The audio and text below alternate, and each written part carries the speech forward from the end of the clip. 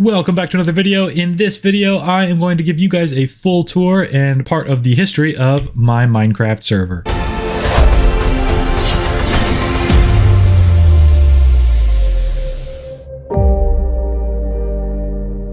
Starting out as a realm, my server has been online for nearly 5 years, and a lot has happened during that time. It's had some ups, it's had some downs, but overall it's just been a great experience. Before we get going, make sure that you subscribe to the channel, like this video, comment down below, and also join the Discord. Why I still have to talk about it? Because you haven't done it yet, so that's kind of your fault. In June 2021, whenever the first part of the Caves and Cliffs update came out, we decided that we wanted to have a great reset or a massive purge of the server. So with that, we created a new world, which is this one, and this is the first official structure behind me. Nobody's allowed to break it, nobody's allowed to really mess with it at all. Let me give you guys the inside tour really quick. As you can see, old main historical site. Anyways, though, we come inside, we've got a little staircase that goes up. This is one of my friends, Essage. As you can see, he was quite wealthy on this server. Those items have been there untouched for years. And then just a quick walk down some stairs, and you find yourself in the actual main portion of the base. This was my original farm on the server years ago. It's kind of still here. The pumpkins still growing, you know. Anyways, you come back here, and I did have some cows here before. They are gone now, along with most of the mobs that were on the server due to a couple things that happened in the server's history that I will explain later, because it's all a very important part of our history. We've got the general storage facilities. Come back here. This is the original nether portal that we've had. Word of the wise, don't listen to the sign. It's not fun, okay? It's dangerous. Things in there hurt you. Everything's red and upsetting. Originally, this whole server was actually a realm that I started, and I stopped wanting to pay $8 every single month for a world that really we didn't play on all the time. Coming out here, we have my brother's home. Inside, I'm not really going to go into trespass, but he's got some nice windows, got quite a few chests, and he plays pretty regularly on here with me as well. This is my original house after Old Main was finished. It's a bakery slash home, so I ran a little business out of here where I would sell crops from my farm right here, and I'd exchange them for ores. We've got another one of my friend's houses right here, which is looking nice. Unfortunately, he hasn't really been on in about 3.5 years, and I haven't talked to him a whole lot lately, so it's just kind of sat here though, waiting for him to come back. I figure you never know. Same goes for one of my other friends right over here. This was his base. He would compete and be the rival farm on the server, you know, trying to challenge my goods and exportation of goods. He has a nice little base though. Same thing, hasn't been on in years. His name's Smith, very generic name, so I can say it on a YouTube channel and not really worry too much about exposing anybody. Here comes the first bit of lore for the server. All right, this is a very big piece of lore. Originally on the server, there were two teams. There was Orange Team and there was Green Team. Both rival factions, complete enemies. These two teams couldn't have been more different. I myself ran Green Team and Smith ran Orange Team, and it was constant battling between the two. There was always a battle going on. There was always, you know, thievery happening, people trying to sabotage each other's goods, break into each other's houses, and it was honestly just a lot of fun. I set this up with command blocks originally just as a Minecraft scoreboard thing, just that way people could know who's on whose team. Next up on the server, we have my brother's wheat field over here, as well as a castle that I created. This was quite a while ago again. It's kind of just sat here untouched because I built it and I really didn't know what I wanted to do with it. I put up some green banners at the time because of Green Team, but this was meant to be the headquarters. Right around the time that Green Team and Orange Team kind of just both died off. People stopped logging in and, you know, the server just kind of died.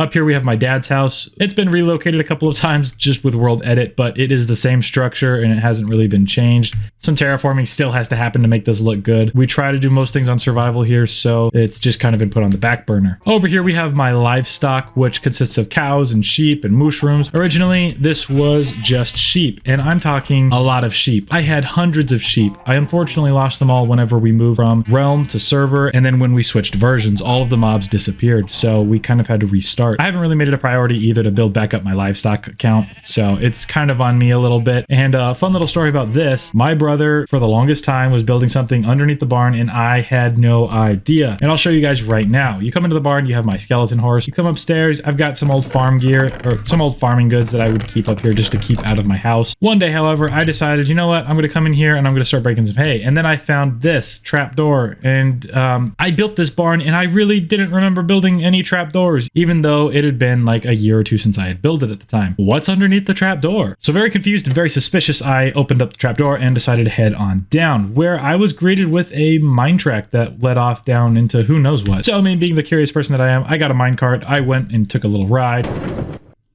and I ended up here at a very strange underground world. I really don't know what to make of this. My brother built this quite some time ago, and it was here months before I even knew it existed. So, I mean, kudos to him for being so sneaky about it all. I really had no idea. I was very shocked to find this whole thing under my barn. Now it just remains because it was funny and pretty cool. Now, if we actually go inside of my house, you'll see that it's a very lovely estate. You know, lots of open floor plan. Got some of the new paintings, which are awesome. I used to have a different one here. There used to be a cake here that Smith gave me, but my brother ate it. So now there's no cake, just the sign. Coming down, you got my basement. This is pretty much where everything happens. Back here, I've got my storage with my armor stand. I have a lot of ores and quite a bit of organization. We've got toolsies. That's not supposed to say that. My brother's been here, but this is where I keep my diamond hoe collection just because I wanted to mess with my brother. He needed diamonds at the time and I had an overabundance. So there you go. Diamond hoes galore, as well as more enchanted books because I ran out of space in the other chest. There were just too many of these things. They kind of just stack up like unwanted cousins. Over here, we've got more of the kind of useful things when it comes to food. Very empty, but I do have a whole chest of cookies. So if you ever need a cookie, I got you covered. I accidentally broke the painting, but put a new one up. And back there, you've got my little secret space where, you know, it's a classic Minecraft trick. I had to have it. All right. And down here, I've got my little drug farm. I mean, sugarcane.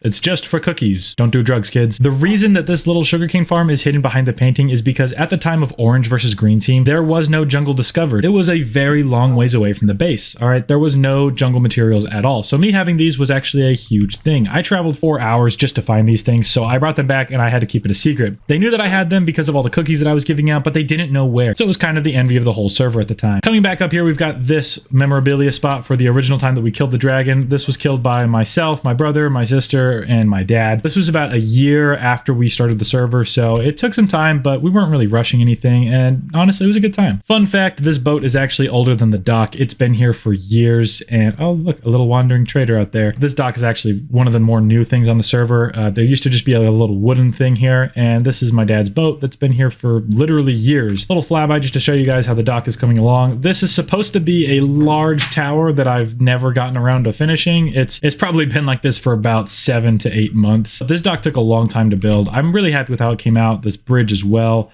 Up to the stairs to the other side of the lake where we've got this little fort thing going on. And again, this is all survival, so it takes a very long time to build any of this stuff. And we've got the fort from the other side right here. And if we continue up these stairs, we've got Mrs. Pebu's beautiful little house here, and it came along very, very nicely. And next to my newer house here, I've got a few houses on the server. This is house number 2. I don't really come up here too often just because I'm not over here. All my main stuff is back over that way at the home base. There's a lot of stuff going on here, as you can see with this quick overhead. Originally, like I said, this was a realm on an older version of Minecraft. And when the Caves and Cliffs update came out, we were really excited to explore the deeper ground levels and the massive cave structures. So we decided we needed a brand new world. So I created the world and we world edit copied our entire base into the new one, which is why it doesn't really fit perfectly. So my sister and I got to work on building a massive wall around the whole base just to kind of try to mix it with the world around it so it didn't look quite so world edit copy pasted. This wall was built by hand in survival over the course of 2 weeks, and it took forever, all right? The absurd amount of stone. I know I complained about mining stone a lot in the hardcore and the desert world, but holy crap, this took a long time too. And this was with 2 people, and it goes pretty much all the way around the base. We haven't finished that side. We kind of stopped there. As proof that we did this by hand, here is quarry number 1, and here is quarry number 2. It came out nice, it looks good, and it's a good way to just kind of separate the base from the rest of the world. Here we have, I think this is the east or west gate. If you follow this cave and the trail of torches all the way through, it comes out to a really nice looking spruce forest. This really cool looking cove too.